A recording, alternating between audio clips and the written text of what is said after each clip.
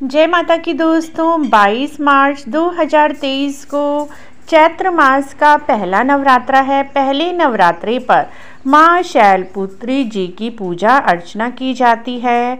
माँ का यह रूप बहुत ही शांति प्रिय प्रतीक होता है। माँ शैलपुत्री जी के दाहिने हाथ में त्रिशूल और बाएं हाथ में कमल शोभायमान है। उनके माथे पर चंद्रमा उनकी शोभा बढ़ा रहे हैं। माँ नंदी बैल पर सवार हैं। माँ का यह रूप करुणा और स्नेह का प्रतीक है।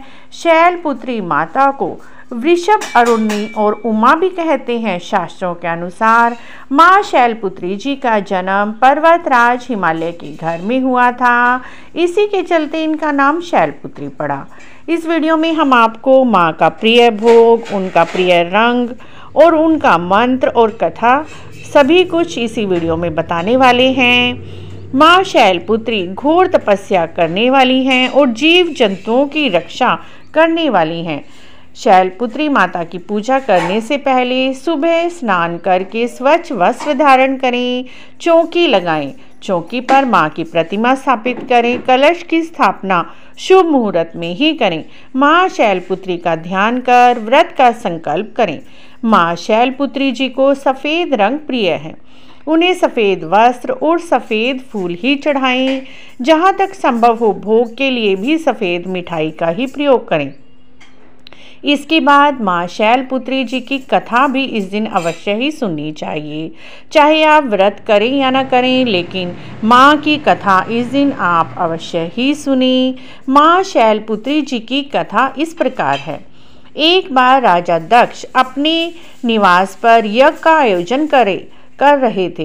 सभी देवी देवताओं को उन्होंने आमंत्रित किया, परंतु अपना अपमान का बदला लेने के लिए उन्होंने शिवजी जी को नहीं बुलाया।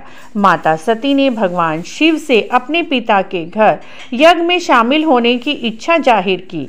सती के आग्रह करने पर भगवान शिव ने उन्हें अनुमति दे दी, लेकिन पिता के यहाँ पहुँचने पर पिता दक्ष ने भरी सभा में भगवान शिव के लिए अपशब्द कहे और पुत्री सती का भी अपमान किया, ना ही उनका स्वागत किया।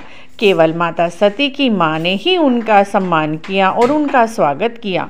माँ सती इन सब चीज़ों को देखकर बहुत ही निराश हो गई और माता सती ने योग अग्नि से अपने आप को भस्म कर दिया उसी यज्ञ कुंड में, और उन्होंने अपने प्राण त्याग दिए। उसके बाद अगले जन्म में वे हिमालय की पुत्री शैलराज के घर जन्म लिया और वह शैलपुत्री कहलाई। इस तरह से मित्रों, माँ की इस कथा को पढ़ने, सुनने और सुनाने से माता की कृपा प्राप्त होती है। माँ शैलपुत्री जी के लिए आप देसी घी से बनी हुई मिठाई, देसी घी का भोग लगाने से माँ की कृपा प्राप्त कर सकते हैं, मन की हर मुराद प्राप्त कर सकते हैं।